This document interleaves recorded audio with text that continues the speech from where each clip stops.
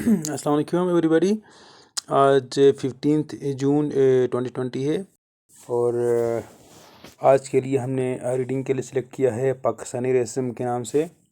Racism के हवाले से पहले भी एक हमने ओपिनियन रीड किया था और आज हम एक्सप्रेस ट्रिब्यून से एक ओपिनियन हम रीड कर लेंगे। ये कमाल सिद्दीकी साहब ने लिखा है और ये बहुत ज़बरदस्त लिखते होते हैं। आप लोग लाजमन कमाल साहब को पढ़ लें। आइए रीड करते हैं। सम ईयर्स बैक, कुछ साल पहले, the entries made by a couple of Pakistani comedians to an international laughter festival were rejected. Comedians कहते हैं जो हंसी मजाक जो करते होते हैं, जो कॉमेडी से कॉमेडियन है, जो पाकिस्तानी कॉमेडियंस हैं, उनके बारे में कह रहे हैं कि उनका जो लाफ्टर फेस्टिवल है, जो हंसाने का जो एक मेला होता है या कोई कंपटीशन होता है, उसमें सारे जो एंट्रीज़ हैं वो रिजेक्ट की गई हैं। क्यों की गई जी? Because almost all the jokes were इधर रेसिस्ट और सेक्सिस्ट, यानी कि जितने भी जोक्स थे, जितने भी जो है ना वो मजाक वाली बातें जो होती हैं वो या वो नस्ल परस्ती पे मबनी थी या फिर सेक्सिस्ट कहते हैं जी, जो अपोजिट जेंडर पे जो है ना वो कमेंट करने को कहते हैं सेक्सिस्ट, यानी कि मेल फीमेल पे या फीमेल मेल पे जो है ना उनके जेंडर के ऊपर जो कोई भी जोक करते हैं, कोई भी तंज करते हैं, वो कहलाता है सेक्सिस्ट। टिल देन, उस वक्त तक, यहाँ पर कॉमा यूज़ किया गया है, यहाँ तक ये जो क्लॉज है इसका जो मीनिंग है वो कंप्लीट है। टिल देन, उस वक्त तक, these leading names in Pakistani comedy did not have any idea what they were doing, यानी कि जो कॉमेडियंस थे उनको पता ही नहीं था कि वो गलत क्या ये जो काम कर रहे थे, कि वो जो वो है वो गलत थे जो है ना माशरे की नज़र में। सैडली, यानी कि ये दुख वाली बात है, नो लेसन वर लर्नड देन, यानी उस वक्त किसी ने इससे कोई सबक नहीं सीखा। And we continue to laugh at such jokes even today in Pakistani, की यानी पाकिस्तान में आज भी ऐसे कोई जोक कोई मारता है तो उस पर लोग हंसते हैं। Look at your WhatsApp groups and see some jokes being shared, यानी कि अगर आपके व्हाट्सएप ग्रुप में अगर देखें तो उसमें बहुत सारे ऐसे तंज मजाक की बातें होती हैं, या वो नस्ल परस्ती पर मबनी होती हैं, या वो आपके अपोजिट जेंडर के ऊपर ये इस तरह की बातें होती हैं। One wonders when this would change, यानी कि इस पाकिस्तानी माशरे के बारे में कह रहे हैं कि ये इंसान सोचता है कि कब ख़त्म होगा। Given recent events across the world, यानी कि जो रिसेंटली जो दुनिया भर में मूवमेंट्स चल रही हैं ब्लैक लाइव्स मैटर के नाम से, फॉर एग्जांपल एक अमेरिका में तहरीक चल रही है, उसकी तरफ इशारा कर रहे हैं। It seems change will come with younger generation, यानी कि जो तब्दीली है वो नए जनरेशन से होगी, क्योंकि जो तब्दीली है वो सोच की तब्दीली से ही मुमकिन होती है। Generation Z is not willing to accept the jokes and language used by the baby boomers, यानी कि इसमें वो बता रहे हैं कि आपके जो जोक्स हैं, जो जनरेशन जी है वो विलिंग नहीं है जो बेबी बूमर्स जोक्स मारते होते हैं। और आगे इन्होंने जनरेशन एक्स का भी जिक्र किया है और बेबी बूमर्स के हवाले से बात की है। आइए देखते हैं ये जनरेशन है क्या। अगर हम जाएं इसमें गैलरी में जाके चेक करते हैं, जो स्क्रीन शॉट्स में सबसे ऊपर ये देखिए जी, जनरेशन जी है 1997 से लेकर 2012 तक, यानी कि अगर आज 2019 20 है तो यानी कि आज इनके 23 साल उम्र है, उससे कम है, वो कहलाते हैं जनरेशन जी। मिलीनियर्स कहलाते हैं जी 1981 से लेकर 1996 तक। जनरेशन एक्स कहलाते हैं 1965 से 1980 तक। और बेबी बूमर्स कहलाते हैं 1946 से 1964 तक। और साइलेंट जनरेशन कहलाता है 1928 से 1945 तक। मुख्तलिफ जनरेशन के नाम दिए हुए हैं। साइलेंट जनरेशन इसलिए कहते हैं कि ये आप कह सकते हैं कि वर्ल्ड वॉर 2 के बीच में जो जनरेशन थी उन्हें साइलेंट जनरेशन कहा जाता है। बेबी बूमर्स कहलाता है, यानी कि वर्ल्ड वॉर 2 के एंड के बाद फिर जो दुनिया भर में जो लाइफ जो थी वो नॉर्मलाइज हो गई, तो फिर उस वक़्त अनप्लान जो फैमिली बनाई गई थी, जिसमें एक फैमिली का बहुत सारे बच्चे थे, 5 5 6 6 7 7, वो कहलाते हैं बेबी बूमर्स। बूमर कहते हैं जी बहुत ज़्यादा, यानी कि बूम जिसे कहते हैं जिसकी आवाज़ ज़्यादा हो या जिसकी वॉल्यूम ज़्यादा हो। जनरेशन एक्स 1965 से 80 तक। मिलीनियर्स कहलाते हैं जी 1981 से 1996 तक। और जनरेशन जी जो अभी सबसे हमारी यंग जनरेशन है। जी, in between are car people like me. जो इन यानी कि जनरेशन जी वाले जो रेसिस्ट जोक्स हैं और सेक्सिस्ट जोक्स हैं उसको एक्सेप्ट नहीं करते, और बेबी बूमर्स जो है ना वो ऐसे जोक्स मारते हैं, ऐसे जोक्स जो है ना वो यूज़ करते हैं। और बीच में जो जनरेशन है वो जनरेशन एक्स वाले हैं, ये खुद भी राइटर भी जनरेशन एक्स में फॉल करते हैं। तो वो क्या कहते हैं जी, वो क्या कर रहे हैं जी, इन बिटवीन कौन है, जनरेशन एक्स हैं। और मिलेनियल्स भी फॉल कर जाते हैं। Who balance between the political incorrect statements of baby boomers या boomers and the rightful indignation of the zoomers. यानी कि जो जनरेशन एक्स वाले हैं वो अपने आप को बैलेंस वो करते हैं, उनके जो स्टेटमेंट्स जो पॉलिटिकली इनकरेक्ट स्टेटमेंट्स जो हैं बेबी बूमर्स का, और जो राइटफुल जो उनका जो सोच है जूमर्स की या जनरेशन जी की, उनके बीच में वो बैलेंस करते हैं। क्योंकि ये सब चीज़ें इंसान की सोच से रिलेटेड होती हैं, और बेबी बूमर्स की सोच आप इस एज में आप चेंज नहीं करा सकते। But this inherent racism, inherent कहते हैं जो हमारे अंदर रची बसी हो। But this inherent racism is not limited to jokes I am afraid, यानी कि वो कह रहे हैं कि ये सिर्फ जोक्स की हद तक नहीं है। इन पाकिस्तान में कौमे के बाद racism is so ingrained in our minds, यानी कि हमारे दिमागों में इतना रचा बसा हुआ है, that at times we don't even notice what is being done और बीइंग सेड, यानी कि हमें पता ही नहीं चलता कि हम क्या कर रहे हैं और क्या कह रहे हैं और क्या कर रहे हैं।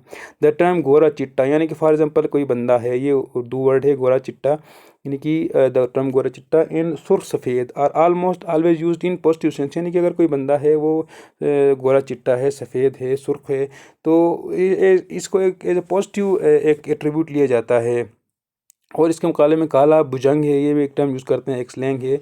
Is often used to put someone down, किसी की यानी कि अगर आपने उसकी इंसल्ट करनी हो तो आप जो है ना ये टर्म यूज़ करते हैं काला भुजंग, यानी कि वो इंसान के कलर को लेके पाकिस्तान में ये बहुत ज़्यादा रेसिज्म पाई जाती है। और idea of beauty is being fair skin, यानी कि पाकिस्तान के अंदर खूबसूरती का मतलब होता है फेयर स्किन, यानी गोरा होना। Look at the matrimonial advertisements, यानी कि अगर आपने अखबार के अंदर जो शादी के जो एड्स होते हैं, मैट्रिमोनियल कहते हैं शादी वाले जो एडवर्टीजमेंट्स हैं उन्हें कहते हैं मैट्रिमोनियल एड्स, उसमें आप देख लें कहते हैं कि जी नो बडी, कोई भी it seems wants A bride who is not fair skin, यानी कि कोई अगर कोई लड़की हो जो गोरी ना हो तो कोई भी उससे शादी करने के लिए तैयार नहीं है।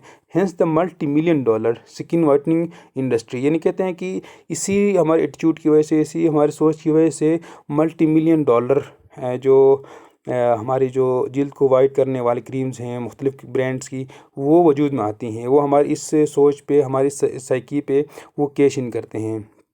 Not only do we see products for women, now there is a whole range for men as well, यानी कि ये सिर्फ औरतों तक में ये महदूद नहीं है, ये मुख्तलिफ जो प्रोडक्ट्स हैं वो मेन के लिए भी स्टार्ट हो गए हैं। आप लोगों ने टीवी एड्स पे देखा होगा अमूमन। मॉडल्स इन आवर एडवर्टीज़मेंट्स, हमारे जो एडवर्टीज़मेंट्स हैं टीवी पे, उस पर मुख्तलिफ मॉडल्स होते हैं और होती हैं। और आलमोस्ट ऑलवेज़ गोरी, यानी कि जो मॉडल्स होती हैं वो अमूमन गोरी होती हैं। और इसमें एक इंटरेस्टिंग चीज़ जो मैं ऐड करना चाहता हूँ कि आजकल जो मार्केट में मुख्तलिफ इंजेक्शन भी आई हुई हैं, तो वो लड़कियाँ या लड़के जो भी हैं जिन्होंने गोरा होना हो, वो यूँ इंजेक्ट करके अपना आप को बीमार करके भी अपना आप को गोरा कर लेते हैं। इन पास्ट माजी में advertisement agencies would randomly approach white person to cast them in their ads, यानी कि पुराने वक्तों में जो वाइट जो लोग थे वो रेंडमली अप्रोच करते थे जो एडवर्टाइजिंग एजेंसीज़ को कि उनको मुख्तलिफ एड्स दे दी जाएँ। It would lead to some of the worst ads produce in the history of Pakistan, यानी कि पाकिस्तान के की जो हिस्ट्री है उसमें बहुत सारे एडवर्टीजमेंट्स ऐसी हैं कि लोग गोरे हैं लेकिन जो एड वो बनाया है उन्होंने वो बिल्कुल बेकार बनाया है। द ट्रेंड, यानी कि जो ट्रेंड बना हुआ है पहले ट्रेंड, यानी कि जो तरीक़ाकार बना हुआ है, जो स्ट्रक्चर बना हुआ है, द ट्रेंड कंटिन्यूज़, अभी तक ये कंटिन्यू कर रहा है, यानी कि वाइट लोगों को एड के लिए लिया जाता है। Except there are very few white person visiting Pakistan now, यानी कि अब पाकिस्तान के अंदर अनफॉर्चुनेटली पहले टूरिज़म बहुत ज़्यादा थी, अब टूरिस्ट जो वाइट लोग हैं वो कम आते हैं। But do we see clueless Caucasians working here as anchors on TV shows or as political commentators? यानी कि वो ये कह रहे हैं कि जो गोरे हैं, Caucasian कहते हैं गोरों को, तो आज भी हम गोरों को देखते हैं बहुत ज़्यादा टीवी शोज़ पे। वो एंकर बने हुए होते हैं और पॉलिटिकल कमेंटेटर्स होते हैं, यानी कि उनको पता भी नहीं होता कि वो क्या कह रहे होते हैं या क्या टॉपिक लेके बैठे हुए हैं, लेकिन हम उनके रंग को देख के उनके सामने लोग बैठे होते हैं। वी वर्शिप देम, यानी कि हम क्या कर रहे हैं की पूजा करते हैं, हम उनको आइडलाइज करते हैं। They can do no wrong, यानी हम ये कह रहे हैं कि हम उनको एज एन आइडियल लेते हैं, उनकी वर्शिप करते हैं, एज ए आइडल लेते हैं, और हम समझते हैं कि वो कोई गलत नहीं कर सकते। इन कंट्रास्ट, इसके मुकाबले में people of colour are treated very poorly, यानी जो पीपल ऑफ कलर कहलाते हैं जी, जो जिनका रंग सांवला है या फिर जिनका रंग ब्लैक है, यानी कि अदर देन वाइट पीपल को कहते हैं जी पीपल ऑफ कलर, उनको बहुत बुरी तरह डील किया जाता है। A Pakistani friend of mine in Islamabad who has a Nigerian husband has many stories to tell, यानी कि पाकिस्तान के अंदर एक फ्रेंड का जिक्र कर रहे हैं कि उनका एक हस्बैंड जो है, उनका जो हस्बैंड है वो एक नाइजेरियन है, तो उनके पास बहुत स्टोरीज़ हैं। They are seen with suspicion, यानी कि माशरे वाले उनको शक की निगाह से देखते हैं कि आया ये वाकई हस्बैंड वाइफ हैं कि नहीं है।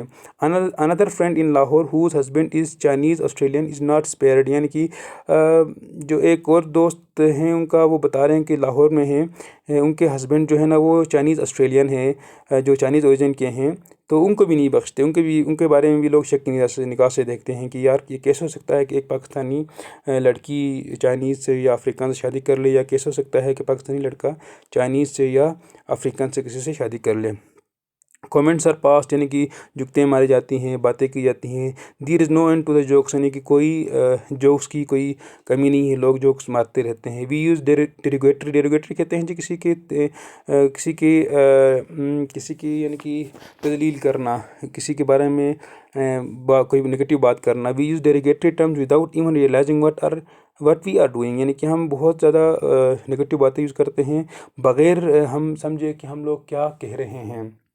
But as boomers crack jokes zoomers are cringing, यानी कि बूमर्स जो ऐसे जोक्स मारते हैं, तो जो जूमर्स हैं, जनरेशन जी वाले हैं, वो मतलब क्रिंज कहते हैं जी, सुकड़ जाना, यानी कि इसको इतना फील करते हैं कि वो अपने आप को अपने इस बात को बर्दाश्त नहीं कर पाते। Just like a white person can do no wrong, यानी जिस तरह एक वाइट जो इंसान है वो कोई गलत काम कर ही नहीं सकता। A person of colour in Pakistan can do no right, यानी कि एक कोई अगर सांवला बंदा है या कोई ब्लैक बंदा है तो वो अच्छा काम या ठीक काम कर ही नहीं सकता। कीप असाइड द फॉरनर्स को छोड़ते हैं। Let us look at Pakistanis of African origin, यानी कि पाकिस्तान के अंदर बहुत सारे ऐसे लोग हैं जो अफ्रीकन ओरिजिन के हैं, उनके कह रहे हैं मिसाल ले लें। Most members of this unique community are based in the lower income Liari neighborhood of Karachi or in coastal areas of Balochistan, particularly the Makran coast, यानी कि जो अफ्रीकन ओरिजिन के लोग हैं वो कहाँ पर हैं जी, वो कराची में लियारी में हैं या फिर मकरान कोस्ट पे हैं या फिर सिंध में वो पाए जाते हैं।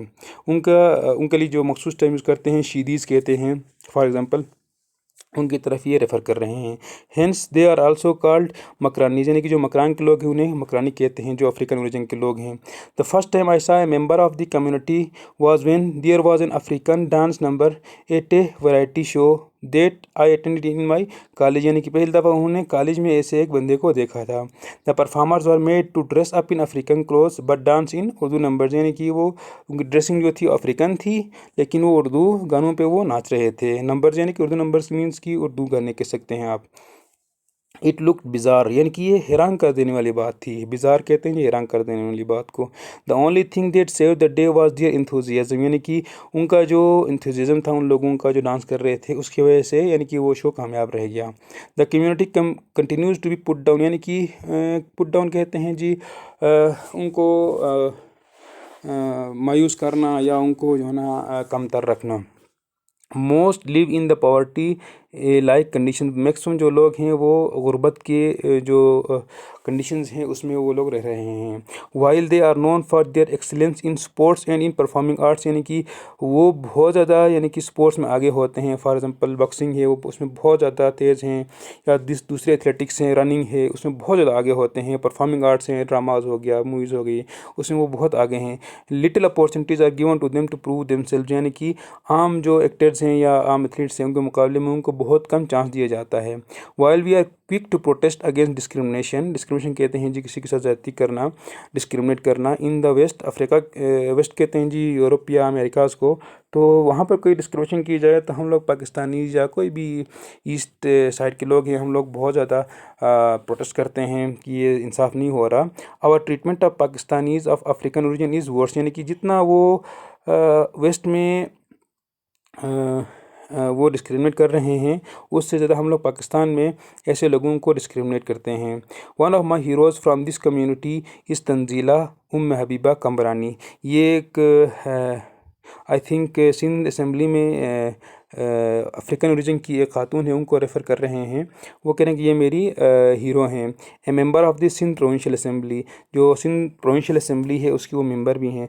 To become an MPA was struggle in itself, यानी कि MPA बनना उनके लिए एक बहुत बड़ा स्ट्रगल था। But she finally manage this with the support of party leadership, यानी पार्टी लीडरशिप ने उनको सपोर्ट किया तो वो फाइनली MPA बन गई। People objected to her nomination, यानी कि जो पार्टी ने उनको नॉमिनेट किया था लोगों ने इसको ऑब्जेक्ट कर दिया। Because they said she was a descendant of slaves, यानी कि सिर्फ इसीलिए कि ये ग़ुलामों की जो है ना वो औलाद है। डिसेंडेंट कहते हैं जी, जो बाद में जो जनरेशन आती है उससे कहते हैं डिसेंडेंट। यानी कि पाकिस्तान के अंदर या अमेरिका के अंदर जितने भी अफ्रीकन ओरिजिन के लोग हैं वो यकीनन स्लेव ट्रेड में यानी कि ये लाए गए हैं। तो इसी तरफ वो रेफ़र कर रहे हैं कि लोगों ने ऑब्जेक्ट किया क्योंकि ये स्लेव यानी कि उनकी नज़र में ये स्लेव डिसेंडेंट्स हैं। But she brushed all the unkind remarks and continue to struggle even today, यानी उसने सारे जितने भी रिमार्क्स थे उसको यानी कि नज़रअंदाज कर लिया या उसको ओवरकम कर लिया, और वो आज भी वो स्ट्रगल कर रही है। थिंग्स हैव चेंज लेटर, यानी कि बहुत कम तब्दीली आ गई है। The day I will be happy is the day the children of my community can stand up and say I M free, यानी कि वो कह रही हैं कि she said recently on A TEDx talk, in TEDx talk है जिसमें motivational talks दी जाती हैं, उसमें उसका बयान है कि वो किस दिन खुश होंगे जी। The day I will be happy is the day the children of my community can stand up and say I M free, यानी कि इवन दो वो जितने भी अफ्रीकन ओरिजिन के लोग हैं अमेरिका के अंदर या पाकिस्तान के अंदर या यूरोप के अंदर, वो कह रही हैं कि अभी भी वो आज़ाद नहीं हैं। यानी कि वो बच्चे जब खड़े होकर कहें कि हम आज़ाद हैं तो वो कह रहे हैं कि उस दिन वो खुश होंगी। हर इंथुजियाज़म गिव्स अस होप, यानी कि उनका जो जज्बा है उससे हमें भी हौसला मिलता है। इन रेट्रोस्पेक्ट, यानी कि इसकी तरफ देखते हुए, इसकी तरफ गौर करते हुए, it is not only her community that needs to be freed, यानी कि ये सिर्फ उनकी कम्युनिटी नहीं है जिसको फ्री किया जाए। We all need to free our self from our biases and prejudice. Prejudice कहते हैं जी पहले से ही किसी के बारे में नेगेटिव थाट रखना, यानी कि तासुब बरतना। बियास कहते हैं जी किसी के बारे में सेम आलमोस्ट प्रेजुडाइस और बियास का मतलब सेम होता है, किसी के बारे में तासुब रखना या किसी के बारे में पहले से कोई ओपिनियन रखना कि ये गलत है या कि ये हमसे कमतर है। That will take much longer, यानी कि ये तब्दीली आते आते बहुत टाइम लगेगा, क्योंकि जो तब्दीली आती है वो इंसान की सोच से आती है, इंसान की तरबियत से आती है और इंसान के तालीम से आती है। आप सब दोस्तों का बहुत शुक्रिया अगर आप लोगों ने एंड तक ये हम मेरे साथ रीड किया है तो। Thank you very much.